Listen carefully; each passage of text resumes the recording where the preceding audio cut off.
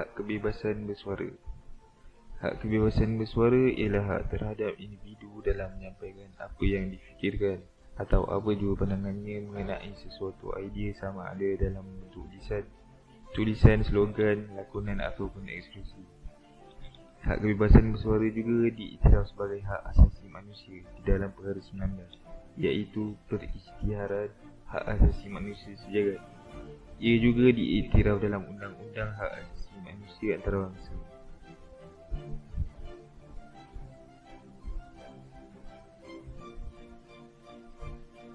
Tujuan peraturan hak kebebasan bersuara dikuatkuasakan. Pertama, bagi menjamin dan menjaga keharmonian dan keamanan negara. Kedua, bagi menjaga perasaan kaum lain.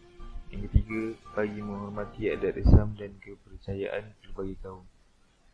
Dan akhir sekali, mengekalkan kestabilan dan keselamatan negara.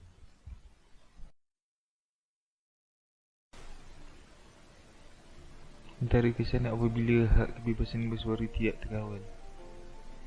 Pertama, akan menggugat keharmonian dan keamanan negara, mengakibatkan permusuhan antar kaum dan menjatuhkan ekonomi negara.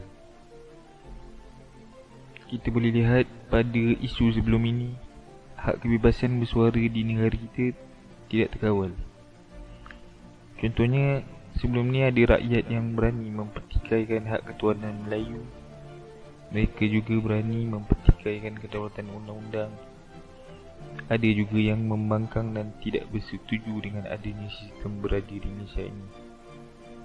Hak kebebasan bersuara yang tidak terkawal ini boleh mengucar-kacirkan negara. Contohnya, kita boleh lihat beberapa tahun dulu, iaitu pada 13 Mei. Jadi perkara ini menyebabkan permusuhan antara kaum-kaum di Malaysia yang disebabkan oleh kebebasan bersuara yang sangat lantang daripada rakyat itu sendiri. Assalamualaikum dan hai semua. Nama saya Muhammad Faiz bin Azmi. Hari ini saya ingin membentangkan Akta Persekutuan yang dikaitkan dengan kebebasan bersuara.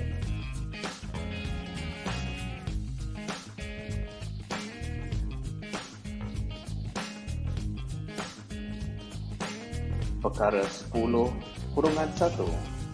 Setiap rakyat Malaysia mempunyai kebebasan untuk bersuara dan menyuarakan pendapat. Walau bagaimanapun, Perkara 10-2-A, Parlimen boleh menggubal undang-undang untuk menyekat kebebasan bersuara sekiranya melibatkan keselamatan dalam negeri.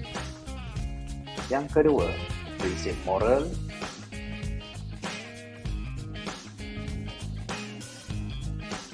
Yang ketiga, ketenteraman awam. Yang keempat, hubungan antarabangsa. Yang kelima, penghinaan terhadap mahkamah. Yang keenam, fitnah.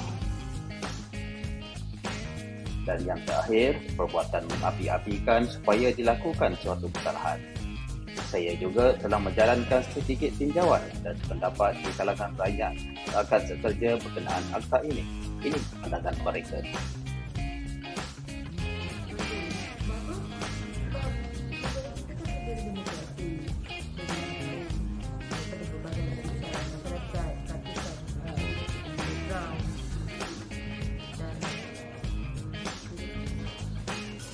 Ya, saya rasa kita perlukan ada akta kebebasan suara supaya tidak mengancam dan juga menjaga aktiviti orang lain lah.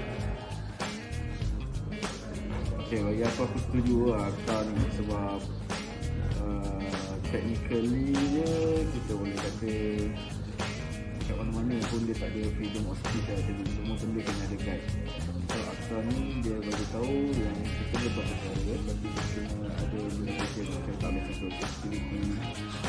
So aku setuju lah secara etika ni pun bagus juga lah sebab kita ni kan dekat Malaysia bidang bangsa, bidang agama, so ada certain area kita tak boleh nak sentuh lah. So ni bagus lah, jadi akta ni bagus dan aku setuju. Terima kasih, bye bye. Okay, pada pendapat saya rasa it's good to have akta dalam memberikan kita punya pendapat lah ataupun kebebasan bersuara, sebab some things can impact people lah, in terms of sensitivity ke atau macam isu keagamaan ke yang boleh merosakkan ataupun melemahkan dia punya confidence and all that lah. Okay. Sekian, terima kasih. Saya serahkan semula kepada rakan kumpulan untuk meneruskan pembentangan seterusnya. Terima kasih. Assalamualaikum dan hai semua. Saya Nurul Nyanyi, di mana hari ini saya ingin membincangkan tentang etika dalam amalan kebebasan bersuara. Dalam topik ini terdapat 6 etika utama yang perlu kita ketahui. Antaranya ialah tidak mengkritik atau menyentuh perkara-perkara yang bersifat sensitif seperti agama dan sensitiviti kaum. Contohnya apabila kita melontarkan pendapat ataupun ketika kita bersuara, kita tidak boleh sampai menghina agama kaum lain dan membeza-bezakan agama kita dengan agama mereka. Yang kedua, tidak menyentuh mana-mana isu yang menggugat keamanan dan keharmonian negara sampai membawa kepada perpecahan ataupun perbalahan kaum. Jadi itu akan memberi kesan impak buruk kepada negara kita. Seterusnya, menghormati budaya, adat resam dan cara hidup kaum lain. Di Malaysia, terdapat pelbagai kaum, antaranya Melayu, Cina, India. Jadi kita perlulah hormat antara satu sama lain.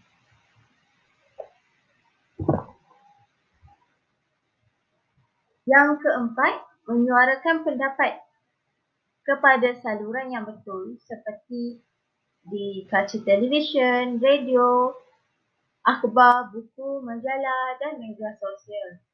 Tetapi, penggunaan media sosial untuk kita bersuara ada had dan peraturannya lah. Jadi kita perlu berhati-hati setiap apa yang kita lontarkan ataupun setiap apa yang kita bincangkan. Yang kelima, hak dan kebebasan bersuara serta media perlu disertai sikap tanggungjawab. Contohnya, bila kita bersuara, kita perlulah mengambil sikap amanah, tanggungjawab dengan apa yang kita sampaikan, dan kita tidak boleh menunding jari ataupun menyalahkan mana-mana individu terhadap pendapat kita. Dan media yang kita gunakan tu sepatutnya media yang betul lah. Sebab orang cakap, berani kerana benar, takut kerana salah. Yang terakhir, kebebasan bersuara mestilah berlandaskan kebenaran dan perlu difahami. Di sini membawa maksud yang di mana kita perlulah mengumpul idea, fakta, kebenaran sebelum kita lontarkan sesuatu pendapat kita terhadap sesuatu isu. Dan kita perlu fahamkan dulu apa yang ingin kita suarakan. Jadi dekat situ kita boleh raih kepercayaan orang terhadap kita sewaktu bersuara. Berani buat, berani tanggung. Tidak pasti, jangan kongsi. Jadi, carilah fakta dan kebenaran. Itu saja dari saya. Terima kasih. Baiklah, yang seterusnya adalah hiburan hedonisme. Baiklah, mari kita lebih mendalam apa itu hiburan hedonisme. Hiburan hedonisme adalah ajaran atau pandangan bahawa kesenangan atau kenikmatan merupakan tujuan hidup dan tindakan bagi setengah manusia. Gejala hedonisme ialah perkara yang negatif atau sub budaya kepada masyarakat, terutamanya golongan remaja. Kita sebagai rakyat Malaysia yang memartabatkan Islam sebagai agama persekutuan dan berpegang kepada adat budaya ketimuran perlu menolak gejala ini. Malah, seluruh negara dan bangsa yang menghormati adat ketimuran serta berpegang kepada amalan dan kepercayaan agama-agama lain juga pasti tidak bersetuju dengan hiburan hedonisme. Baiklah, seterusnya kita mengenali apa punca atau faktor hiburan hedonisme ini. Yang pertama, perkembangan teknologi yang semakin canggih. Yang kedua, pengaruh media massa. Contohnya, melalui perkembangan media massa, pengaruh budaya hedonisme ini dapat menular ke negara ini dengan begitu mudah. Secara umumnya, hedonisme itu boleh dianggap neokolonialisme yang dikhususkan serangan kepada generasi muda oleh pilihan barat. Contohnya seperti minum arak, melepak, mengunjungi pesta hiburan, seks bebas dan parti liar atau sebagainya. Yang seterusnya ialah pegangan agama yang lemah. Apabila pengagama masyarakat, khususnya golongan muda, tidak teguh, mereka tidak akan mendapat keterangan jiwa, dan inilah menjadikan mereka mudah terjerumus dalam kancah budaya hedonisme ini. Yang seterusnya ialah keruntuhan dan kurangnya keprihatinan dalam institusi kekeluargaan. Ibu bapa harus menjadi contoh. Sekiranya ibu bapa yang tidak memedulikan anak-anak mereka kerana terlalu sibuk kerja masing-masing. Sebagai ibu bapa, kita haruslah menjadi contoh yang terbaik untuk anak-anak, kerana dengan cara ini mereka akan merasakan diri mereka sayangi dan dalam masa yang sama dapat mengelakkan berlakunya perkara yang tidak baik. Yang seterusnya, wujud pelbagai pusat hiburan dan perjudian.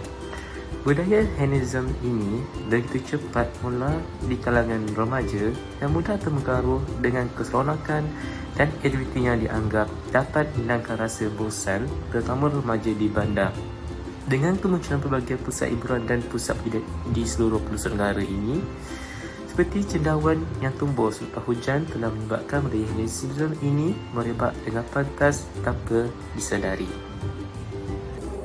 Baiklah, yang seterusnya kita akan mengenali pasti apakah kesan hiburan hedonisme ini. Yang pertama, kesannya adalah kemakmuran dan kesejahteraan negara semakin tergugat. Hal ini akan berlaku sekiranya setiap individu turut mengamalkan budaya hedonisme.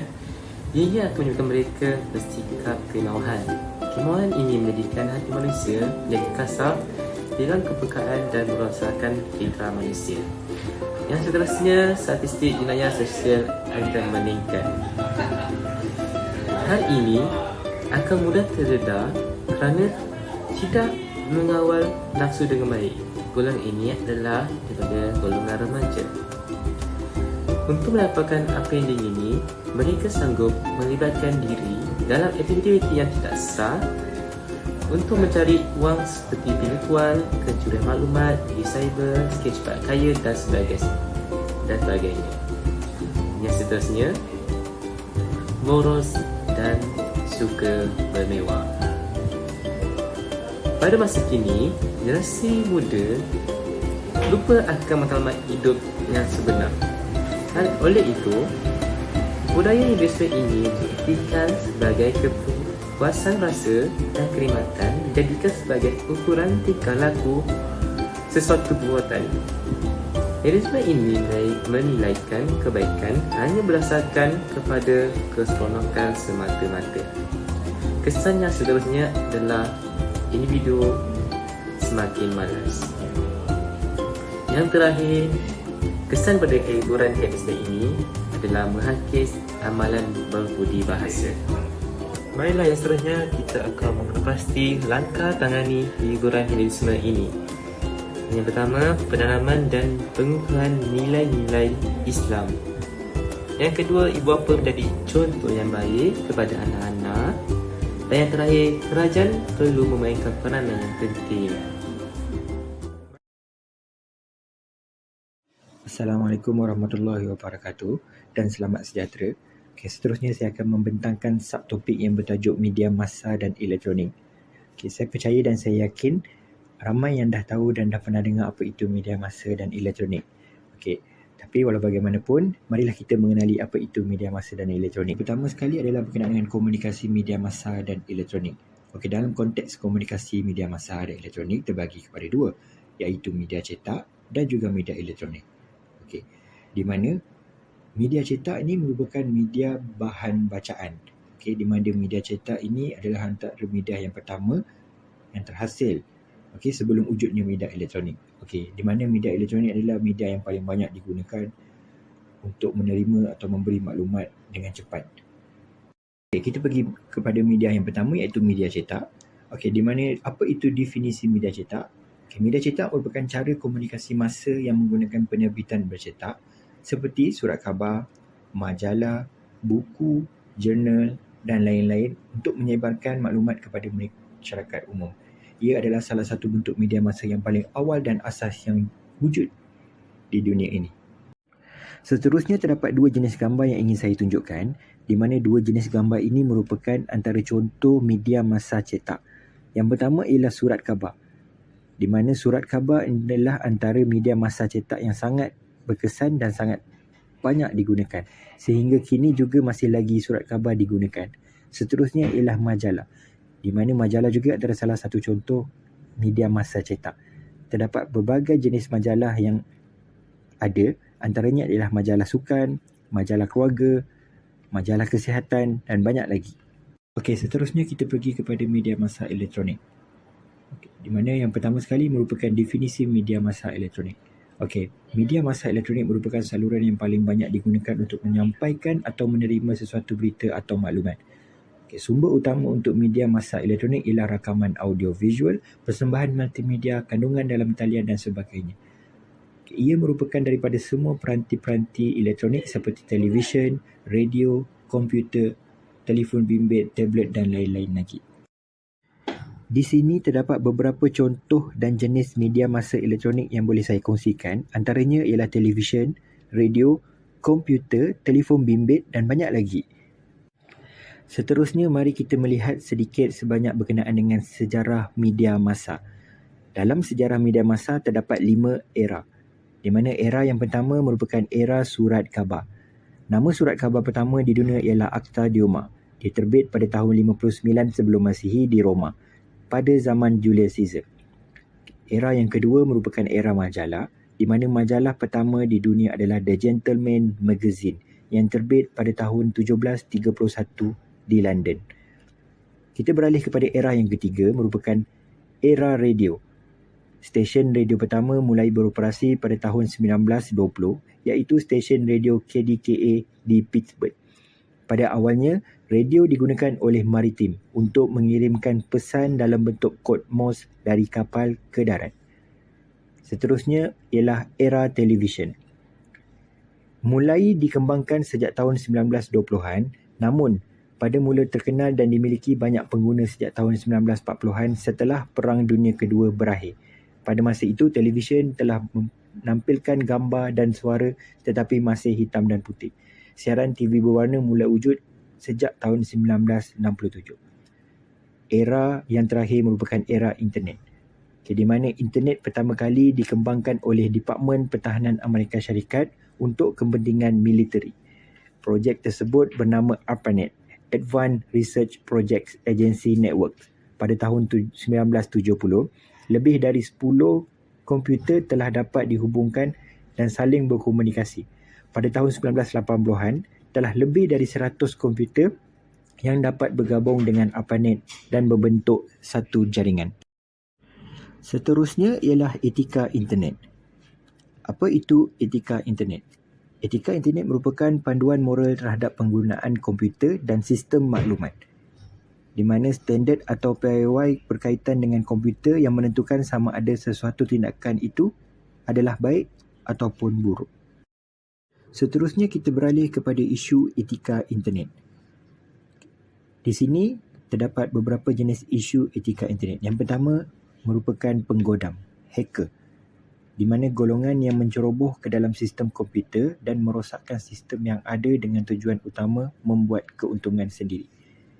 Yang kedua ialah penyalahgunaan internet, di mana kalau kita lihat konsep langit terbuka yang dilaksanakan oleh negara kita telah mengundang banyak implikasi buruk kepada para pengguna internet, terutamanya di kalangan remaja. Kalau kita boleh lihat di kalangan remaja sekarang ini telah banyak menggunakan internet kepada arah keburukan. Yang seterusnya merupakan virus. Penyebaran virus yang merosakkan sistem data perisian dan melumpuhkan rangkaian komputer juga antara isu etika internet. Seterusnya pula ialah isu plagiarism, di mana isu plagiarism ini merupakan atau mengambil sebahagian atau sepenuhnya hasil kerja seseorang, terutama dalam bidang akademik di laman-laman web. Bahasa mudah yang kita faham ialah copyright. Seterusnya ialah pencerobohan sistem komputer, di mana pengguna yang tidak mempunyai hak capaian ke atas sistem memasuki sistem secara paksaan atau sewenang-wenangnya. Dan akhir sekali ialah kerahsiaan maklumat atau information privacy, di mana maklumat rahsia atau sulit dicapai oleh sesuatu pihak dengan cara yang tidak dibenarkan. Okey, seterusnya mari kita melihat tata cara etika penggunaan internet. Okey, di sini terdapat beberapa tata cara etika penggunaan internet. Okey, yang pertama adalah hak akses pengguna. Okey, di mana hak akses pengguna hendaklah dilihat sebagai satu kemudahan yang kerajaan sediakan untuk melicinkan pentadbiran atau memperbaiki perkhidmatan yang telah disediakan. Okey, yang seterusnya ialah pengesahan maklumat. Okey, di mana bahan yang diperoleh dari internet perlu ditentukan ketetapannya dan kesahihannya terlebih dahulu. Okey, kita pergi yang ketiga ialah muat naik bahan. Okey, di mana bahan rasmi yang hendak dimuat naik ke internet hendaklah disemak dan mendapat pengesahan terlebih dahulu. Okey, seterusnya muat turun bahan. Okey, tindakan muat turun bahan hanya dibenarkan ke atas bahan yang sah seperti perisian yang berdaftar dan di bawah hak cipta terpelihara sahaja. Okey, akhir sekali kita pergi kepada memilih laman. Okey, di mana laman yang hendak dilayari hendaklah hanya yang berkaitan dengan bidang kerja atau akademik yang ingin kita pergi. Akhir sekali kita akan melihat etika penggunaan internet. Okey, di sini terdapat 4 jenis etika penggunaan internet yang akan saya kongsikan kepada semua. Okey, yang pertama ialah tidak menyalurkan sebarang bahan haram, lucah, mengancam, menggugut atau memfitnah mana-mana individu. Okey, yang kedua ialah tidak menggalakkan perilaku yang boleh menyebabkan kekacauan, ketegangan dan pelanggaran undang-undang.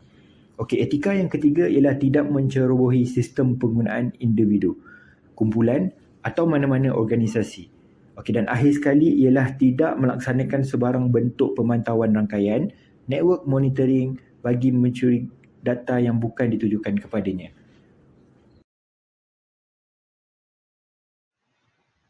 Hai semua, bersama saya lagi Nuri Nani, di mana kali ini saya ingin membincangkan tentang topik pemilikan harta internet.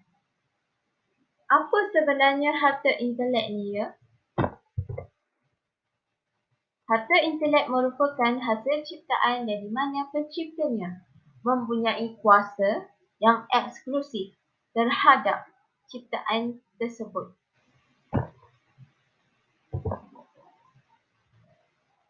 Jenis-jenis pemilikan harta internet terbahagi kepada 7, iaitu hak cipta copyright, paten, trademark ataupun tanda perdagangan, reka bentuk desain, isu kerahsiaan maklumat privasi dan data, keganasan melalui internet ataupun dipanggil sebagai cracker, dan yang terakhir adalah jenayah digital ataupun cyber. Hak cipta copyright memuat turun segala bentuk perisian ataupun dokumen tanpa meminta kebenaran dan merupakan salah satu kesalahan dari segi undang-undang. Jadi kita sebagai pengguna yang bijak, kita perlulah mohon terlebih dahulu kebenaran sebelum kita muat turun sebarang dokumen yang bukannya kita punya. Yang kedua, patent. Kuasa dan hak eksklusif diberikan kepada ciptaan. Tujuannya nak elakkan mana-mana pihak yang tidak bertanggungjawab daripada meniru ataupun mengeksploitasi ciptaan tersebut. Yang seterusnya adalah trademark, tanda perdagangan, merujuk kepada perkataan, simbol dan identiti sesuatu produk diguna pakai oleh sesebuah organisasi untuk tujuan pemasaran produk mereka. Contoh yang kita boleh ambil, produk Apple. Simbol dia buah Apple yang diguna pakai oleh syarikat Apple itu sendiri.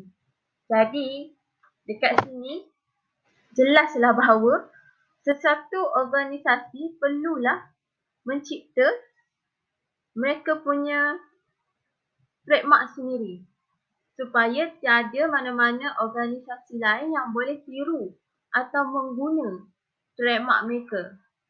Ini juga bertujuan untuk membezakan produk mereka dengan produk syarikat lain. Yang keempat, dari bentuk desain, merujuk kepada bentuk fizikal luaran sesuatu produk yang dihasilkan. Seterusnya adalah isu kerahsiaan maklumat privasi dan data. Contoh yang kita boleh ambil adalah percubaan memecah kata laluan. Ianya menyumbang kepada penggodaman laman sesawang. Jadi apabila kita nak create satu account, nak create sesuatu password ataupun kata laluan ni, kalau boleh elakkanlah mengguna sebarang identiti atau maklumat peribadi diri untuk kita buat akaun tersebut ataupun buat password tersebut. Ianya merupakan salah satu langkah keselamatan yang boleh kita ambil dari awal. Yang keenam adalah keganasan melalui internet ataupun dipanggil sebagai cracker ni sebenarnya merujuk kepada pencerobohan sistem bagi meraih keuntungan. Macam sekarang, dunia sekarang, kita tahu ada hacker yang bijak pandai. Jadi dekat sini kita perlu elakkan daripada digodam lah. Sebab biasanya yang bab ini, perkara ini boleh merosakkan sistem yang sedia ada itu. Sebab mereka telah ceroboh sistem untuk kegunaan mereka untuk keuntungan mereka sendiri. Yang terakhir iaitu jenayah digital ataupun cyber, merujuk kepada penipuan, pelanggaran hak cipta, kecurian dan serangan cyber. Sebagai contoh yang saya boleh jelaskan ialah seperti industri perfilman. Di mana mereka apabila mereka menghasilkan sesuatu karya seperti menghasilkan drama, movie yang baru dan mereka belum publish ataupun kongsi dengan orang ramai lagi, akan tetapi ada pihak ketiga, pihak yang tidak bertanggungjawab telah menyebarkan, telah memuat naik karya tersebut secara haram. Dan ia juga merujuk dan mempunyai persamaan dengan pelanggaran hak cipta tersebut.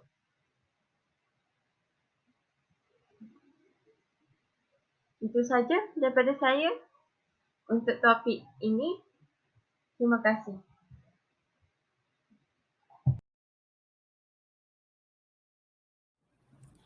Assalamualaikum dan hai semua. Bersama saya Nur Ain Syafiqah.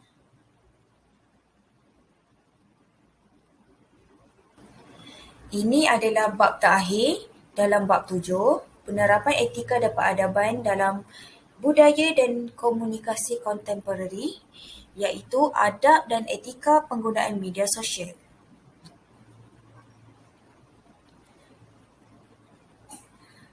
Dalam topik ini, kita akan membincangkan 6 adab dan etika penggunaan media sosial.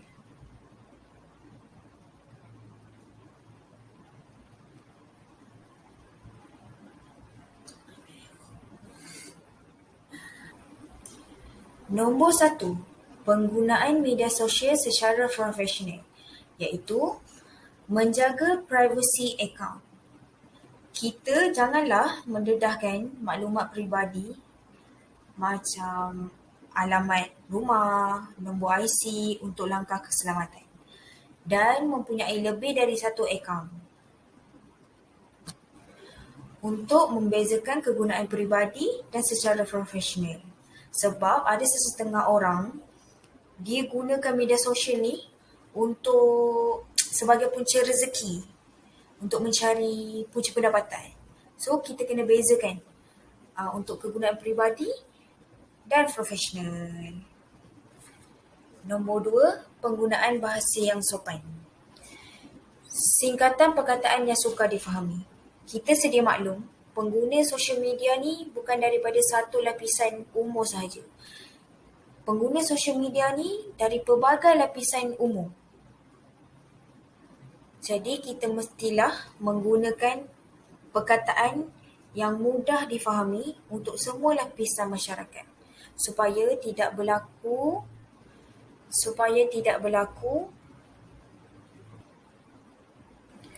tanggapan yang salah bila seseorang tu baca.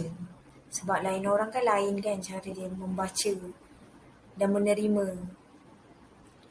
Selain daripada tu, bahasa kasar atau carutan. Sebab pengguna media sosial ni ada juga daripada kalangan kanak-kanak.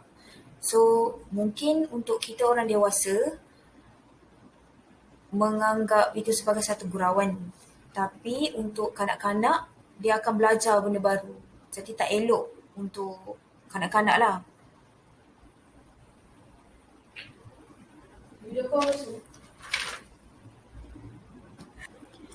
Nombor 3, berhati-hati semasa menyampaikan sesuatu maklumat, iaitu mempromosikan diri di akaun yang tepat.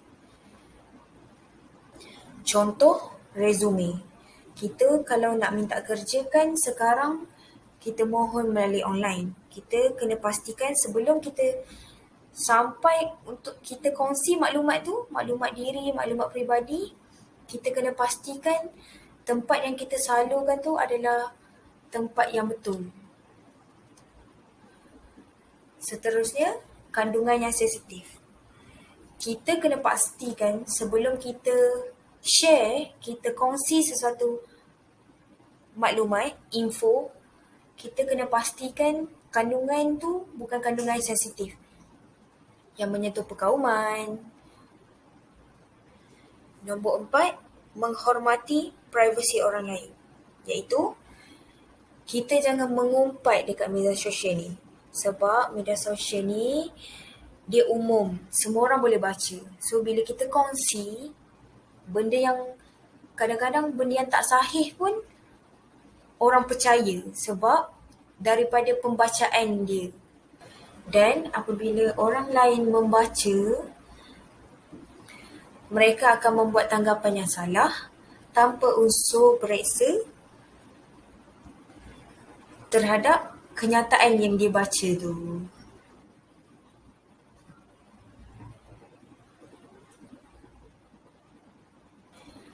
Dan nombor 5, tidak menyebarkan maklumat palsu untuk kepentingan diri. Contohnya, kita sebagai peniaga perlulah bersikap jujur tentang produk yang kita jual. Jangan overclaim untuk menaikkan nama produk kita sampai menjejaskan dan memburuk-burukkan produk lain atau menjatuhkan produk lain. Kita mestilah bersaing secara sihat. Dan poin terakhir, menghindari dari menyebarkan berita yang menyentuh isu dan sensitiviti individu, kaum dan agama kerana boleh mengancam keselamatan negara dan menggugat perpaduan nasional dan keharmonian negara. Sebab kita sedia maklum, Malaysia ni penuh atau terdapat pelbagai kaum, budaya dan cara hidup kaum lain.